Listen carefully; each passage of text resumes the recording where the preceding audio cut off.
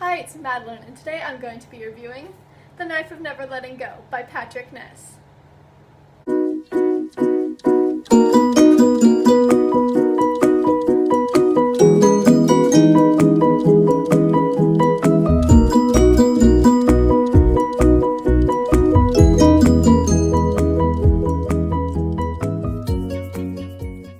So if you don't already know, The Knife of Never Letting Go is the first book in the Chaos Walking trilogy, which is a sci-fi young adult trilogy. The Knife of Never Letting Go follows a boy named Todd Hewitt, and Todd Hewitt lives in Prentice Town. Prentice Town isn't like any other town because, for one, there are no women, and two, they can hear each other's noise, which is basically just all their thoughts, and that comes in a series of pictures and words and just a complete mess. It's just so noisy all the time. A month before Todd Hewitt is about to turn 13, he stumbles across silence.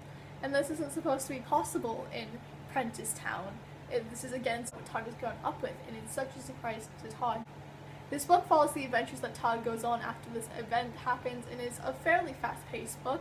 It is quite large, if you can see. It's not quite 500 pages, just a little bit under. And it does fly by pretty fast, though I read it fairly quickly for such a large book.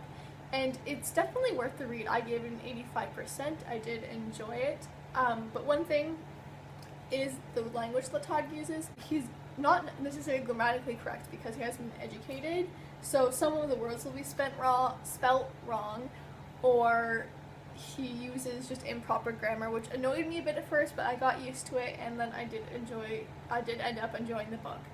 So if you haven't read this book, it's totally worth picking up. I would recommend it if you're a fan of sci-fi, or just, you want an interesting read. So I would read it, come back, and then finish watching the rest of this video, because I will be talking about spoilers and all that good stuff in the middle of this book, and at the end, all in here, all this bookmark stuff, yeah, spoilers. So I don't want to spoil you, you shouldn't want to spoil yourself. So goodbye to those of you who haven't read this book yet. So when I first started reading this book, my initial reaction was, wouldn't it be really annoying to hear each other's thoughts 24/7? Like, that would be either really embarrassing, it would be so annoying, it would just drive me insane, honestly. So in this book, we figured out that everything Todd knew turned out to be a lie. No surprise there, because Prentice Town is horrible, and so are the men there. Well, the majority of the men there anyways. Close to the beginning, we are introduced to Viola. There aren't supposed to be any women, but Viola is here. She's like, I don't know, like around Todd's age. She was probably my favorite character, because she kind of corrected Todd sometimes with his grammar, and I totally do that all the time.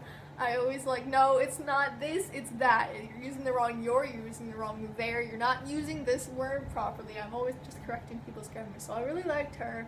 I also liked Manchi. I was sad that he died at the end, stupid Aaron.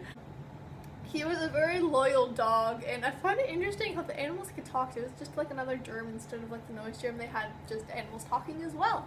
That was pretty cool.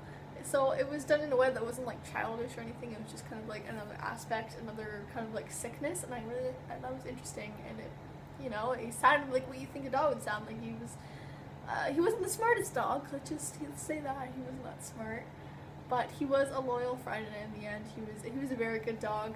So throughout this book, Todd is constantly running from Aaron and the Prentice Town men. So the Prentice Town men have gathered an army. They want everyone in the town, they want their to be ruthless killers. They want their army to be complete, and Todd is the only exception. He's the only one that hasn't killed another human being. At the beginning, we hear that Prentice Town is just not a good place to be. It's not a good place to come from, because the people don't really accept you because you were from there, and there are bad things that happen there, and Todd doesn't know what the history is. He doesn't know what's gone down there. So he's kind of going through this not knowing what exactly happened, but towards the end of the book, we learn a lot of things, a lot of really bad things that town has done. And so we learned that the noise germ that they initially blamed the spackle on was actually just normally found in the air, which is interesting. We also learned that life was hard for the settlers when they first arrived, and they blamed the sickness and all the hardship on the spackle. And because of that, the war was started and the spackle lost because, men had guns and stuff, so they didn't have that. They weren't prepared. And I felt bad for the spackle because at first Todd was taught that they were horrible creatures. They were the cause of all the hardship. I'm Yeah, I don't think so. I don't think, like, how would you feel if someone came and invaded your home planet? This is like alien invasion, but like vice versa. Later, after that war, the men got annoyed with the women because we learned that the women are immune to the noise. You don't hear their thoughts, they're just silent. The men in Prentisstown just killed all the women off because they got annoyed with their silence, and that's a little extreme. That is ridiculous. So Todd's parents died during that time. Mom was killed off. I think his dad was sick or something. I think the journal was an interesting aspect. We learned some interesting stuff from that. Todd's mom seemed like a really nice person. She sounded like a genuinely caring person. We kept hearing about this law in New World, and we eventually learned that the law was that any Prentisstown man that came outside of the swamp was to be killed. And, you know, I can understand that, but I think they didn't have a fair trial first. Like Ben and Killian, they weren't necessarily innocent. They were sorry for what they did. They didn't want to have to kill people. They were different from the rest of the men. And so the mayor of Prentisstown wants all of New World, so that's why he's gotten all of...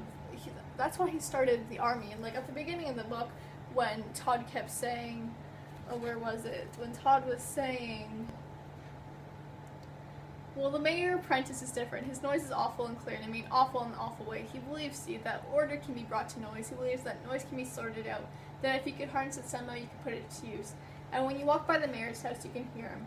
Hear him and the men close to him, his deputies and things, and they're always doing these exercises, these counting things, and imagining perfect shapes and saying orderly chants like, I am the circle, and the circle is me.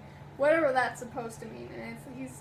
And it's like he's molding a little army to shape, like he's preparing himself for something, like he's forging some kind of noise weapons. Right there, I was like, well, he's probably forming an army. I'm like, what for though? And then later on, he wanted to take over, like, the New World. Don't be so greedy, okay? You don't need a whole world. You already have Prentisstown. You shouldn't even have Prentisstown because you are a sick psycho that likes to control people and kill women. So, not good. Don't. Why though? Because your population's gonna die. It doesn't make any sense. I don't even know what's wrong with him. He's just sick in the mind. Like, just like Aaron. Aaron was really sick in the head. He was like the pastor or preacher, and just something was wrong with that guy. Just he was thinking like God was telling him to do these things. Like he was like, you need to kill. He wanted Todd to kill him so that Prentisstown army could be complete. And I'm like, you really are sick in the head, aren't you? He killed Manchi, and he was just this guy, and like he wouldn't die. He was so annoyed he wouldn't die until Viola finally killed him. Like, yes, finally. I'm just, he needed to be killed because he was causing so much trouble. It's like he wouldn't die. So I wouldn't be able to was shot by President Prentice, I guess, because he had conquered everything apparently. I don't know, are there more settlements? I thought there'd be more settlements than just a few. But I was like, whoa, what? It just ended right there, and I was like, what? No, you can't end it. You can't end it right there. I don't think she's gonna die, honestly. I don't think I don't think Patrick Ness would kill her off, because it's only the first book, maybe later on, I don't know.